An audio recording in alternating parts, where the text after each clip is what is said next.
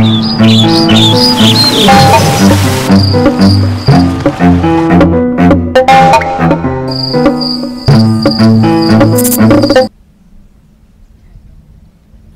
floodplain on a hill in Makshan Falls National Park is one of the sites where Heritage Oil will begin drilling an oil well in a few weeks.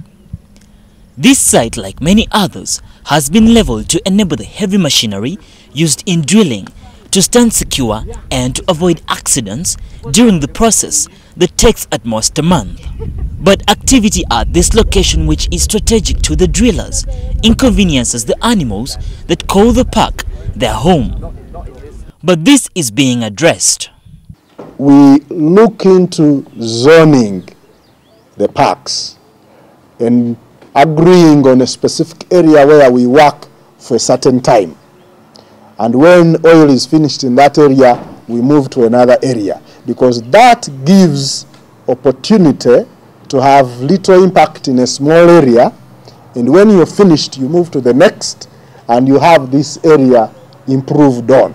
Drilling does not take up a lot of land as many people assume, and this means the animals in national parks, where most of the wells are located, remain safe as oil exploration activities go on. There will be no degazettement. The oil, when we start exploiting it, will take 20, 30 years maximum and it will be finished. But we can have the exploitation happen as we still conserve the wildlife that is therein. A number of oil wells were discovered near Lake Albert. Actually, one was drilled just a few meters from the lake, leading to fears about safety of aquatic life here. The exploration area is in a fishing village, while some of the activities are under the lake, which has inconvenienced the fishermen. We engage the fishermen in that village and advise them that from this date to this date, we shall be working in Kaiso, and so the fishermen can extend where the operations are not taking place. Ngasa, the deepest oil well here, about 5 kilometers, has the highest quantities. It is supported by sand and plastic recyclable material that has been used to build the road to the area. The heavy machinery used in the exploration is run by generators, since there is no electricity supply and has increased the cost of production. The hydroelectric power plant under construction here will soon be completed. The course of the river will be diverted for its heavy runoff to generate power for oil production.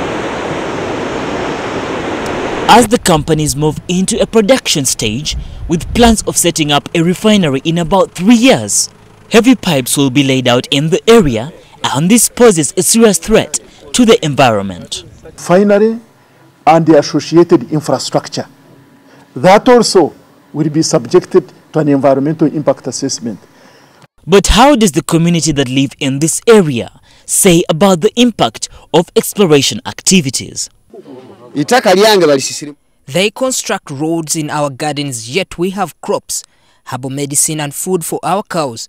But beyond that, there hasn't been a bad impact.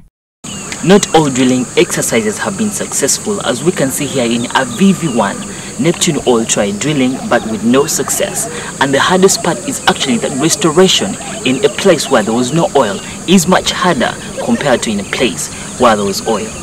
The slow restoration of this area is ongoing, and a lot of debris lies at the site once covered with heavy thickets. After the exploration, restoration follows, and in some places it has been a success, like at the Giraffe oil well that was drilled by Heritage Oil. It's been an evolution of understanding as to how best, for example, to restore sites. So for original sites, there would have been just a covering up of the murum that we use, which is a soil material which gives a solid base. But today, we would now be requested to remove that. So the whole process is evolving.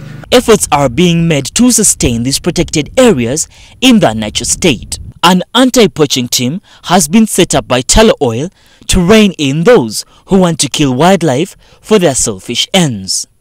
Craig Kadoda, NTV, EcoTalk.